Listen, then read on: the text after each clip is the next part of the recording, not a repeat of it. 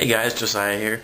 I've been meaning to make this video for a little while here, but I know I've been talking about making a review for my iPod and whatever other technology that I have, and I wanted to give my iPod a little bit of time just so I could kind of test it out, see what I liked and disliked about it, and so I want to just do a really quick video. I know if I try to make a long video, I'm just never going to actually make the whole video. So what I'm going to do, I'm going to go ahead and just run you through what I like and dislike about it, and then also how it works with the Griffin iTrip. So real quick, the iPod, I have the 8GB Product Red Nano. First impressions, I love it.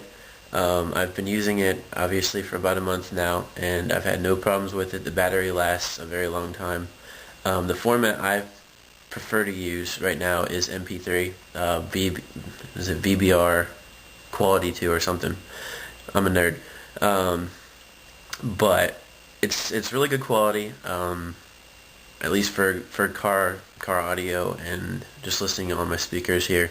So I'm happy with it. The quality is good. The ease of use, it's very easy. I was kind of wondering if with as small a screen as it has, if the text would be readable, if I'd have any problems reading, or seeing stuff well on it, and no problems there. The screen is very bright. I actually only keep it at 50% brightness setting. For one thing, because it saves the battery, but also because I don't need a screen that bright, and I've had no problems with that either.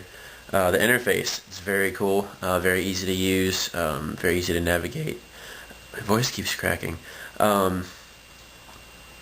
Cover flow, I don't really use a whole lot, but I did try it on the Nano. It's very clear, actually.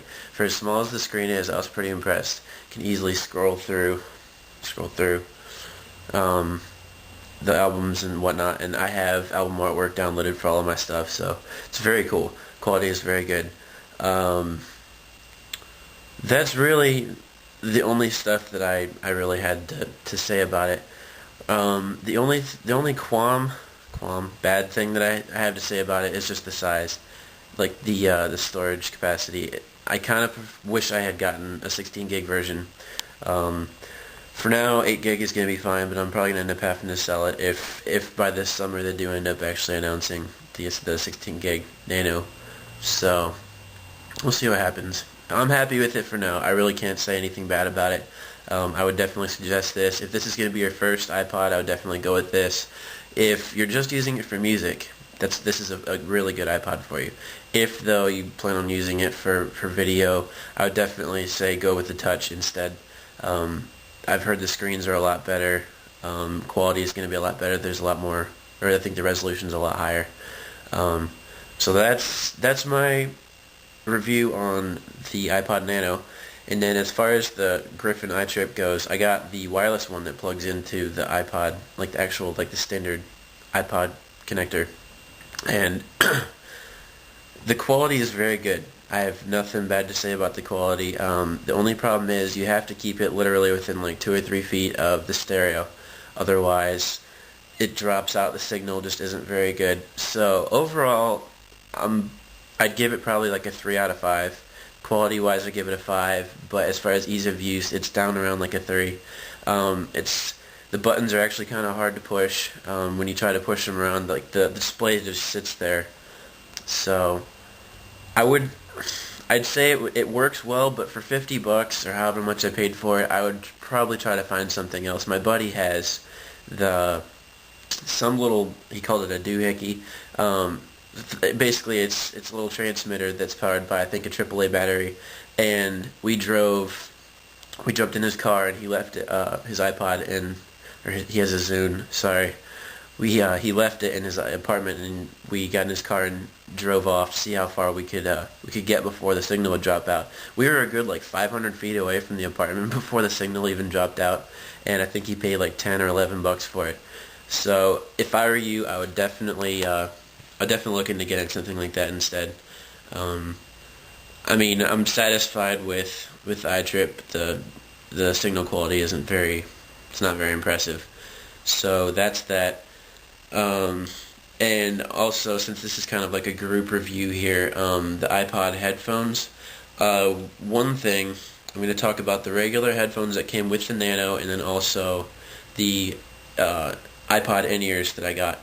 The regular ones, the sound is good, but they don't stay in my ears worth anything. Like, I wish they would still throw in the little the foam things that you stick over the earpiece, like they did with the old or not the Nanos, but the old iPods. They don't do that anymore. I don't know why, but one way or the other, that was the only way that the old ones would stay in my ears. These ones, I think the plastic part is too long, so when they're sticking out of your ear like this, if the cord gets yanked at all down, they just tend to kind of pop out of my ears, which I am not impressed at all with. They were talking about how the build quality is a lot better, but I'm not impressed with them. Maybe it's just my ears, who knows. You might have to try them out yourself. That's that. Again, like I said, the sound quality is pretty good. The bass isn't anything to write home about, but in general they're okay. I give them probably like a 3 out of 5, maybe maybe even a 2, I don't know. As far as the iPod in-ears go, they're actually very impressive as far as the frequency response. Very strong bass, very strong treble, just very full frequency response. I'm very impressed with them. The only thing there, I said in my kind of initial review of them that they had no problem staying in my ears. None of the earpieces actually like keep them in my ears very well. I tend to have to keep pushing them in about every 30 seconds to a minute, especially if I'm active at work, like when I'm wearing it in the morning. I'm not very happy with that. As long as they're staying in my ears, or as long as I'm just sitting there studying. They're great for studying, because they block out a lot of the noise, but they don't stay in my ears very well. I'm a little disappointed with that. Overall, I'd give them probably like a 3.5 or a 4. For sound quality, I'd definitely give them a 5. Very good, especially for the price. I'd say if you're paying more, I would expect a little more sound quality out of them, but for $50 or $45, they're not bad. And as far as the build quality, they're made well. They just don't fit in my ears. I'm not sure if I've basically tried like every position to keep them in, and for some reason they won't stay in my ears. I've kind of pushed them forward, I've pulled them out a little bit, pushed them as far into my ears as I could, and it's almost painful at the point where you have to keep them pushed in.